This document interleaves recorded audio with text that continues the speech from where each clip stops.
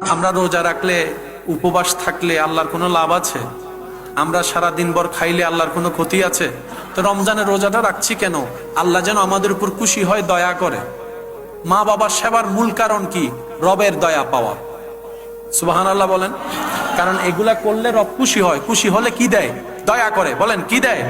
দয়া করে। বড়দের সম্মান করলে রব খুশি হয়। ছোটদেরকে স্নেহ করলে রব খুশি হয়। স্ত্রীকে মহাব্বত করলে রব খুশি হয়। স্বামীকে ইজ্জত করলে রব খুশি হয়। পাওনাদারের পাওনা দিয়ে দিলে রব খুশি হয়। যে জায়গা পায় তাকে জায়গা দিয়ে দিলে রব খুশি হয়। যার পানি নাই পানি দিয়ে দিলে রব খুশি হয়। যার ক্ষুধার্ত তাকে খাবার দিলে রব খুশি হয়। সব কিছুর মূলে হচ্ছে রব্বুল আলামিনকে খুশি করা।